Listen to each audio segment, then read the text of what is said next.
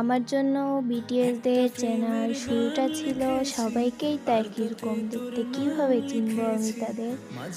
আর এখন শেষটা, এই মায়াবী চেহারাগুলো কিভাবে ভুলবো আমি? আসলেই রিয়েল আর্মিরা কখনোই তাদের সাজসজ্জার মায়া থেকে বের হতে পারবে না। এটাই সত্য।